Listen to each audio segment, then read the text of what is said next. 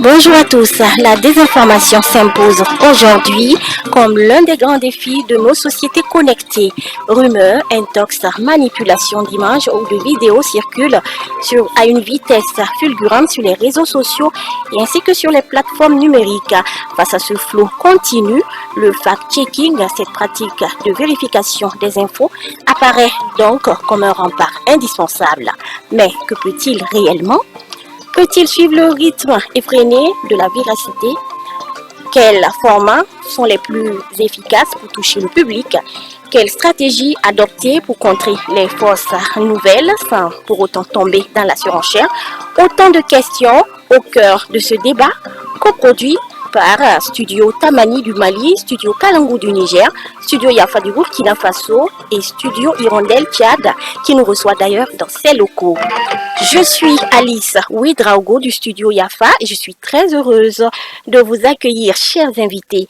Ousmane Mahmoudou, vous êtes rédacteur en chef adjoint chargé du numérique du Studio Kalangu au Niger. Nous avons aussi Jean Bosco Manga, juriste, journaliste et écrivain tchadien. Frédéric Doumbé, directeur de l'information du groupe Tchad Info. Et enfin, Saïba Goussman, lui, il est chroniqueur et acteur de la société civile ici au Tchad. Alors, le décor étant ainsi planté, bienvenue à tous. Merci.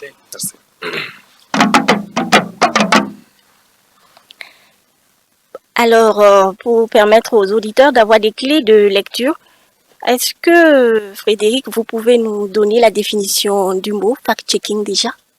Ok. Merci. Donc, fact-checking, c'est un anglicisme donc qui voudrait simplement dire fact comme fait et puis checking comme vérification. Donc, en un mot, ce sera la vérification des faits. Merci. Alors, vérifier les faits, les infos, Oui. vous voulez dire. Alors, Ousmane, le fact-checking est posé comme un antidote à la désinformation pour poser un diagnostic général, régional du moins.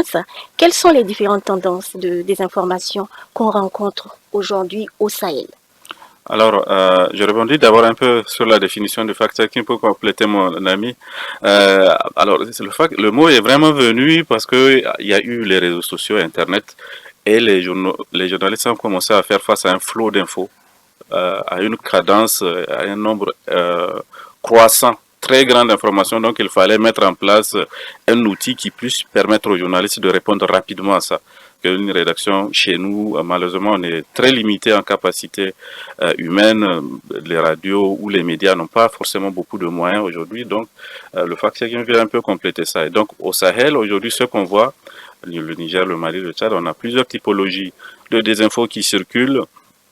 Beaucoup sont produites de plus en plus dans les langues locales, ce qu'on voit, parce qu'on est quand même dans des zones où il y a beaucoup d'analphabètes. On voit beaucoup de désinfos autour des questions sécuritaires, autour de des questions de santé, autour des questions aussi des humanitaires. D'ailleurs, je me rappelle, c'était en 2023, je pense qu'il y a eu une enquête de Forbidden Story qui a été publiée.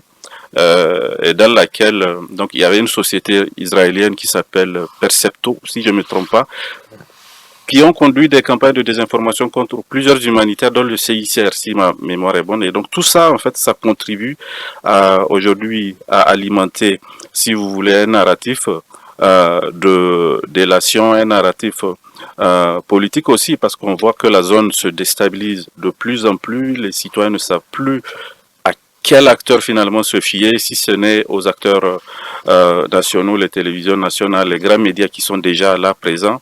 Donc il y a toute cette profusion aujourd'hui qui fait que les gens ne se retrouvent pas forcément, d'où l'intérêt des journalistes de continuer à faire leur travail de vérification de fact-checking. Alors, quelle est la tendance au niveau régional, surtout au Sahel? Alors, au Sahel, ce que je disais tout à l'heure, donc on voit beaucoup de désinfos autour des questions sécuritaires parce que aujourd'hui, la sécurité, vraiment, c'est, on va dire, le principal sujet qui concerne les populations qui vivent dans ces zones-là. Alors, le souci, c'est que si aujourd'hui, on est quand même face à des gouvernements où il n'y a pas malheureusement beaucoup de communication. Les gens, on sent qu'il y a eu une attaque quelque part, on a besoin de la vérifier, mais la chaîne de vérification, de validation reste assez complexe parce qu'il faut que les armées communiquent d'abord. Les médias, si vous communiquez avant les sources officielles, eh ben, l'expérience a montré en général on risque d'avoir des problèmes et la population aussi se referme sur elle-même puisque elle-même elle s'applique une forme d'autocensure qui fait que les gens ont peur de parler, même s'ils ont constaté des choses sur les réseaux sociaux, etc. Et ça fait que, mais malheureusement, il y a des gens qui ont compris ça et qui l'exploitent, qui produisent beaucoup de désinfos, malheureusement. Je le disais tantôt, sous forme de désinfos autour des questions sécuritaires, mais aussi souvent de capsules ou de capsules audio qui circulent dans les groupes WhatsApp. Vous aurez aussi très souvent, on voit aussi les faux communiqués qui circulent beaucoup. Même récemment, je pense qu'on en a eu un au Niger, un autre au Mali, autour des questions de... Donc, il y a tout ça et les gens sont vraiment confus. On ne sait pas d'où cette info vient. On ne sait pas quel type de conséquences elle peut avoir et en face, il n'y a pas aujourd'hui vraiment de réponse. Puisqu'on le voit, la désinfo, ça circule à une vitesse tellement rapide qu'on peine à mesurer réellement son impact. Et aujourd'hui, les médias ont un vrai problème, c'est d'abord de collecter, de faire de la veille, ce qui est aujourd'hui encore très difficile puisque les outils classiques qu'on utilisait pour faire la veille se basaient sur des sources publiques, c'était avant Google. Mais le problème aujourd'hui, c'est que tu as beaucoup de désinfos dans WhatsApp dans lequel tu peux pas aller voir ce qui se passe. Alors, Jean Bosco, y a-t-il des plateformes privilégiées sur lesquelles la désinformation circule le plus? Je signale que vous êtes écrivain, journaliste et juriste ici au Tchad. Oui, nous avons des rumeurs et des intox qui, le plus souvent, sont utilisés pour des propagandes qui vont très vite dans un pays où la grande part de la population s'informe via WhatsApp, via Facebook. Souvent, les rumeurs peuvent provoquer des violences, provoquer des émeutes. Il y a aussi la crise même de confiance qui est généralisée envers les institutions, envers les médias et même les acteurs politiques. Donc ça fait que c'est difficile aujourd'hui de faire confiance à certaines sources d'informations. Et il y a aussi les fausses informations qui sont diffusées par les élites et par ce qu'on appelle les influenceurs. Donc souvent la polarisation politique et aussi l'ethnicisation du discours fait que cela favorise la diffusion des informations qui sont souvent biaisées. Donc je crois que les plateformes sont multiples. D'accord. Saïba Goussman, je rappelle que vous êtes acteur de la société civile. Alors dites-nous, les fausses informations circulent rapidement, comme on le dit souvent, c'est ça qui circule le plus vite. Alors comment est-ce que ces informations arrivent à impacter dans nos sociétés aujourd'hui? Il faut dire qu'il y a plusieurs leviers sur lesquels les gens jouent préalablement avant de diffuser les informations. Ces leviers, ça peut être la peur, déjà, et la peur, c'est quand même un sentiment une émotion qui peut être déstabilisante. Et les gens, avant de véhiculer des fausses informations, travaillent sur ces questions-là, parce que généralement, ceux qui sont à l'origine des fausses informations savent que ce sont des fausses informations. Ils savent déjà que c'est des fausses informations. Ceux qui les diffusent, bien sûr.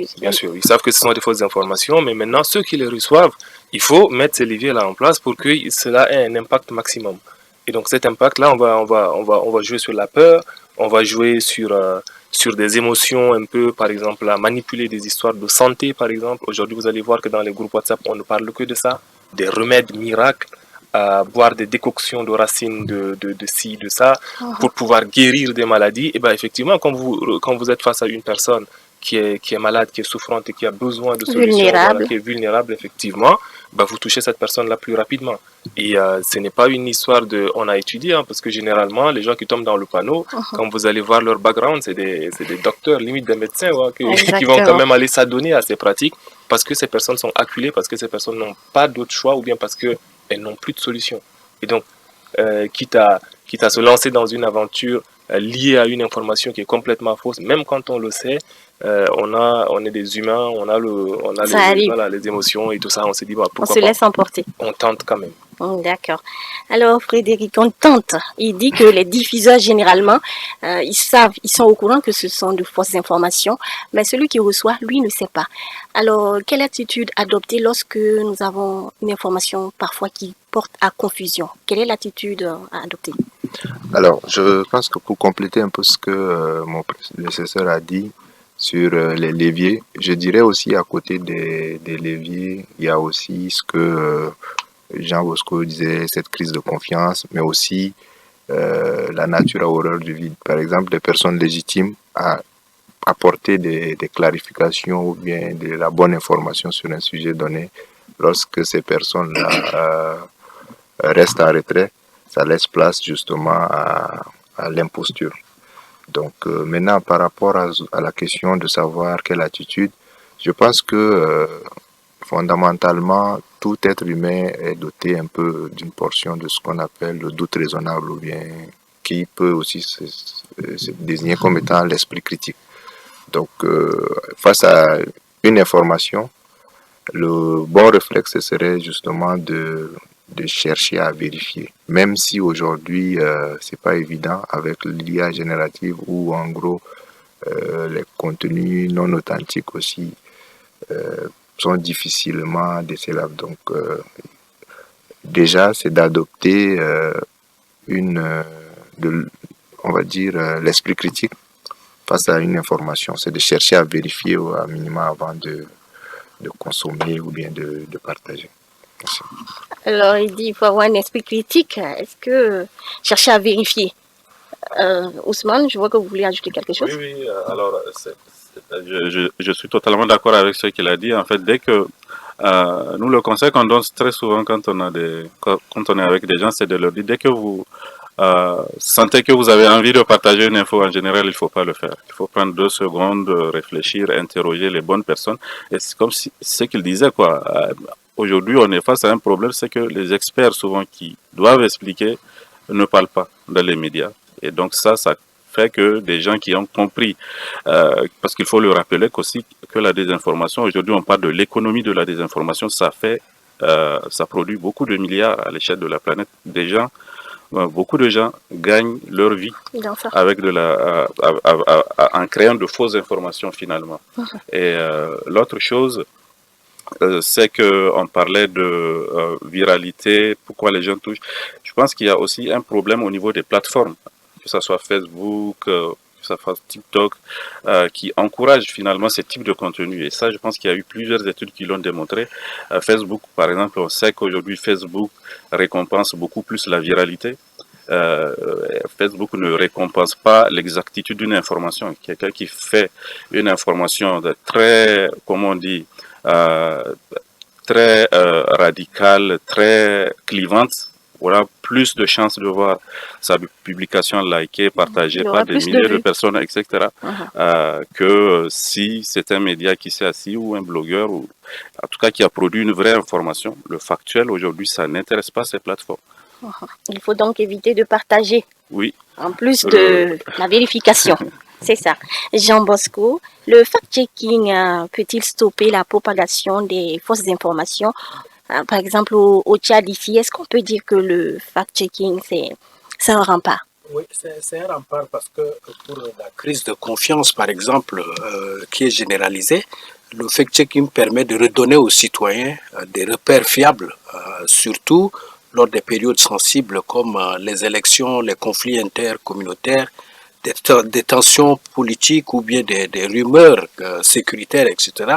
Et pour les rumeurs et les intox qui se propagent très vite à travers WhatsApp ou bien Facebook, le fact-checking agit comme un outil d'endiguement pour limiter les dégâts même après la propagation.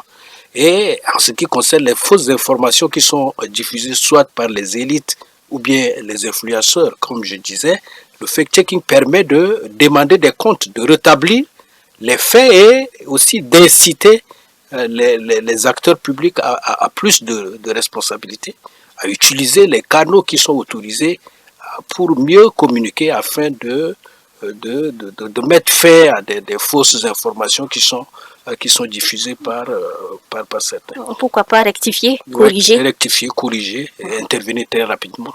D'accord. Merci.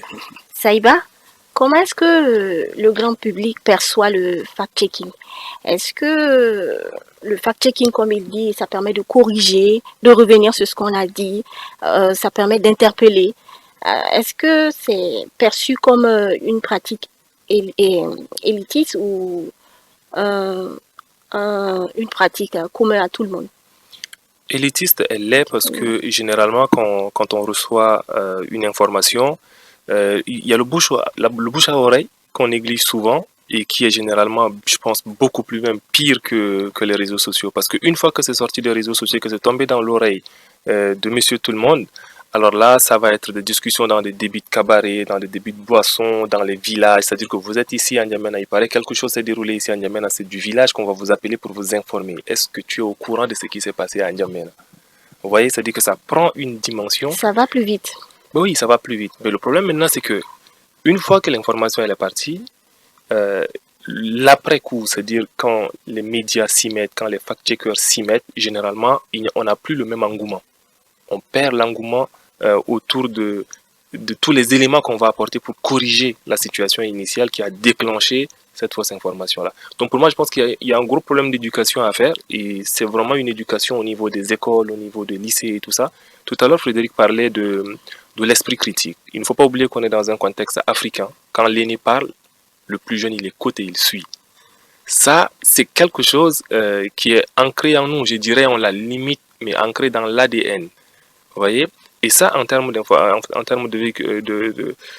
propagation de fausses informations, il faut prendre ce levier-là en compte. Vous voyez? Donc aujourd'hui, je vais me retrouver face à un oncle, face à un papa. Ce qu'il va me dire, malgré que j'ai les outils nécessaires pour comprendre une fausse information et les déjouer, je vais quand même lui accorder ce bénéfice de doute-là et l'écouter. Et là, je suis éduqué à lutter contre les fausses informations. Il faut imaginer la personne qui n'est pas éduquée à lutter contre les fausses informations. Donc, esprit critique, oui, mais esprit critique dans le contexte africain, il faut d'abord partir sur la base d'une éducation et cette éducation-là, elle doit concerner tout le monde. D'accord. Ousmane, est-ce que, en tant que fact-checker de profession, est-ce que le fact-checking, c'est une pratique élitiste pour le commun des mortels? Ou bien moi, je pense que c'est pas du tout quelque chose de très compliqué. D'ailleurs, quand on regarde les outils que les fact-checkers utilisent, c'est des outils qui ont été développés par des passionnés à la base. Au tout début, c'était des geeks et c'était pas du tout au début des outils même qui étaient destinés aux journalistes pour faire de la vérification. C'est des outils récupérés justement pour permettre aux journalistes d'aller plus vite. Donc, il y a plein de blogueurs aujourd'hui qui sont devenus des très bons fact-checkers, qui n'ont pas forcément étudié le journalisme. Encore une fois, toute la méthode, toute la technique, elle est gratuite. Les outils qu'on utilise, c'est des outils gratuits. Le plus souvent, l'info qu'on vérifie, c'est une info publique. Et il y a aussi un aspect du fact-checking, c'est qu'il a une vocation pédagogique.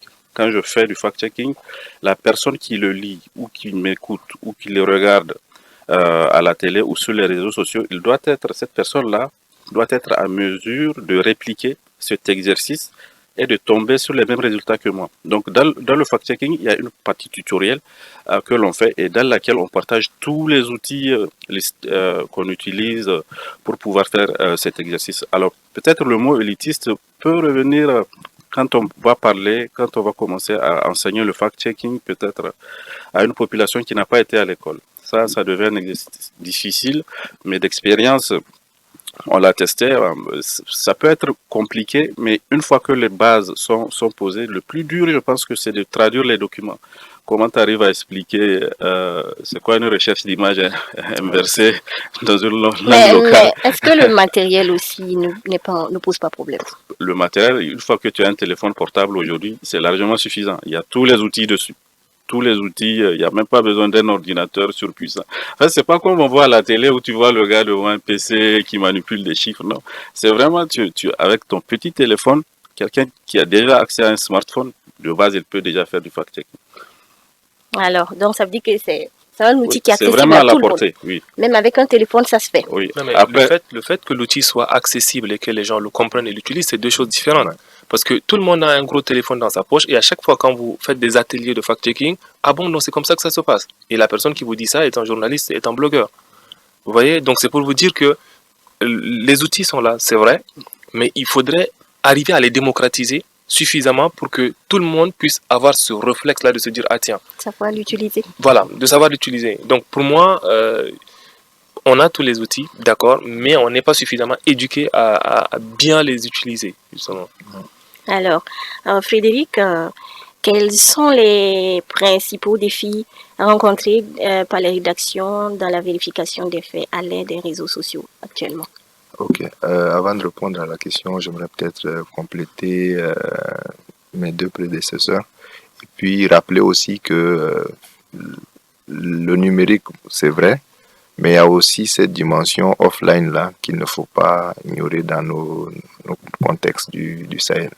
Après, comme Saïba le disait, en réalité, lorsque la fausse information est répandue, il faudrait, quand on veut faire du nettoyage, repartir dans les mêmes canaux où la désinformation a été constatée. Et ces canaux-là, malheureusement, c'est pas une unicité de codage. Le langage varie d'un canal à un autre. Le péché qu'on commet souvent, c'est de rester sur le numérique et parfois utiliser plus ou moins le même style pour présenter que, voilà, par exemple, si c'est des recherches d'images inversées, on dit, ok, cette image a été sortie hors contexte. Alors que la personne qui a eu accès à l'information en ligne, qui l'a repris à travers un mémo vocal et qui a partagé dans un groupe, rajoute également ce qui l'arrange. Voilà. Donc, moi, je pense qu'en faisant ça, il faudrait aussi que les professionnels du domaine puissent intégrer cette dimension-là. Maintenant, pour revenir aussi Les défis rencontrés dans les rédactions. à la question des défis rencontrés, c'est, on va dire, c'est commun à toutes les rédactions parce que généralement, comme il l'avait dit, hein, s'il s'agit de cas d'attaque ou autre, on attend la version officielle. Et parfois, en situation de crise, généralement, l'administration prend le temps nécessaire de pouvoir se concerter, peut-être en comité de crise. Et parfois, il y a des consignes qui sont claires, même au niveau des ministères, on ne donne pas l'information. Et du coup, dans cet espace où, en gros, il y a, on va dire, l'absence de la parole des voix autorisées, et que d'un côté, par exemple, on a un correspondant sur le terrain qui, de façon factuelle, est témoin, on peut disposer d'un certain nombre d'éléments, mais on est contraint parfois d'attendre les sources officielles. Et parfois, ce temps de latence-là, c'est de l'espace qu'on laisse aussi pour les adeptes de la désinformation. Ils gagnent en temps. Voilà. Alors, Jean Bosco, vous êtes également journaliste. Ouais. Quels sont les défis rencontrés au niveau des rédactions? Aujourd'hui, il y a beaucoup de défis parce que beaucoup de médias vivent dans une sorte de précarité et beaucoup de journalistes sont facilement manipulables. Aujourd'hui, on a pratiquement certains médias qui sont comme des mercenaires à la main de certains acteurs politiques ou pour détruire l'autre. Par exemple, ils passent par votre média pour donner une information que vous n'avez pas la capacité de vérifier. Mais comme celui qui vous permet parfois de vivre avec des petits jetons, dès lors qu'il vous donne l'information, vous balancez l'information sans parfois confronter cette version-là à l'autre version qu'on accuse.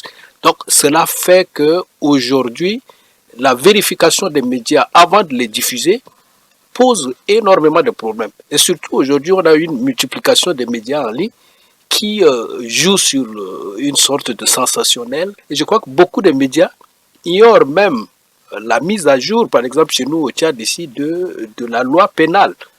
Par exemple sur l'article 440 à 442 du Code pénal tchadien poursuit ceux qui... Il y a ce qu'on appelle l'association des malfaiteurs informatiques, qui est une infraction. Il y a les formes de diffamation qui sont condamnables, de 5 jusqu'à 10 ans, de 1 million à 10 millions, etc. Donc, parfois, les gens ne mesurent pas l'ampleur et beaucoup se retrouvent parfois en prison à cause du manque d'information, de l'absence de vérification des sources d'information, de confrontation des différentes sources avant de diffuser, etc. Donc, voilà. Ousmane a parlé tout à l'heure que le fact-checking, tout le monde peut le faire à partir d'un téléphone.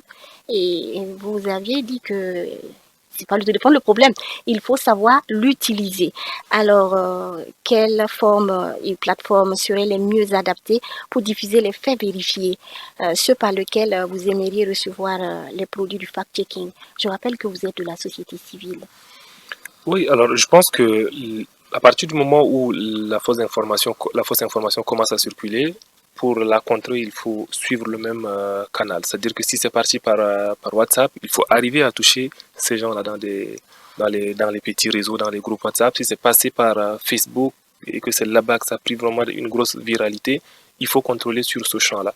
C'est exactement comme si vous aviez acheté, je ne sais pas moi, des intrants pour un champ de coton et que vous allez utiliser dans un champ de riz. Ça n'aura pas le même effet, je crois.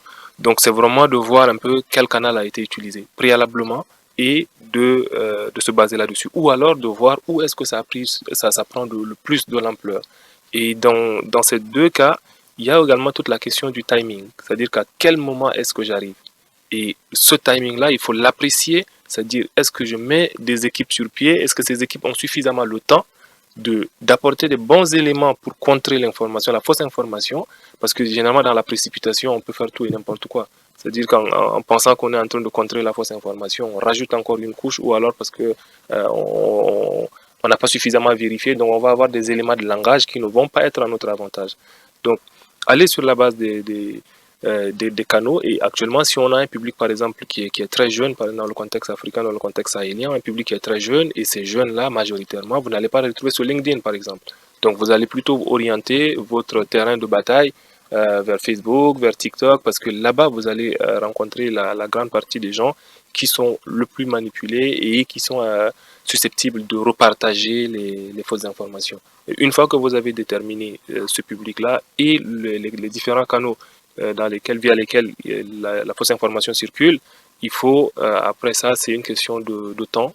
Combien de temps est-ce que vous prenez? Est-ce que vous avez une équipe suffisante pour pouvoir mener à bien une réponse, une riposte qui soit concrète, qui soit vérifiable aussi et qui puisse être convaincante? Après, il y a également tout ce volet de l'information qui sort du contexte des canaux, des réseaux sociaux et qui se retrouve dans la place publique à travers des rencontres, des réunions de famille, à travers des je ne sais pas moi, des discussions autour des verres, dans des cabarets et tout ça, qu'il faudrait également peut-être trouver des stratégies et des moyens pour pouvoir atteindre cette cible-là précisément. D'accord. Ousmane, vous êtes fact-checker, comme je le disais, de profession. Et cette question, elle divise beaucoup. Doit-on essayer de courir en même temps que les fake news pour les démystifier? Alors, courir en même temps, ce serait l'idéal, mais malheureusement, ce n'est pas le cas. Et encore une fois, une étude l'a prouvé qu'une fausse information, une étude du MIT, je me rappelle, une fausse information circule 6 fois plus vite qu'une information vraie. Et ça part 10 fois plus loin sur les réseaux. Mais évidemment, il y a tout cet aspect-là de la désinformation qui se passe hors ligne. Et ça, dans nos contextes, encore une fois, c'est les chiffres qui le disent. Hein. Malgré tout ce que l'on voit, finalement, il n'y a pas beaucoup de monde sur Internet. En tout cas, sur le Niger, quand on regarde un peu les chiffres publiés par l'institution qui s'occupe de ça. Donc, il y a beaucoup de désinfos. Il le disait tout à l'heure. Par exemple, une des infos qui vient de façon offline, c'est tout ce qu'il y a, par exemple, autour de l'or, là. On te dit qu'il y a un site sur lequel on a vu de l'or, c'est un paysan qui a raclé, il a vu un truc qui brille. Et finalement, ça part de l'offline, ça rejoint les réseaux sociaux. Et tout ça, il faut l'adresser. Nous, la technique qu'on a trouvée, c'est que nous, on a un peu la chance d'avoir des correspondants un peu éparpillés partout dans le pays. Donc, on les charge de nous regarder de nous collecter ce type d'informations-là qui vont circuler offline et voir comment les adresser. Alors, la question, c'était aussi de savoir si c'était vraiment efficace, comment on fait. Si on trouve une des infos, comment. Et je pense que la question du canal aussi est importante, et ils l'ont tous rappelé. Si on voit une info, moi je suis très partisan des langues locales parce que beaucoup de personnes aussi qui sont touchées ne savent ni lire ni écrire, et ça, on a tendance à l'oublier. Vous allez voir que les médias, ils voient des infos qui a circulé dans une langue X.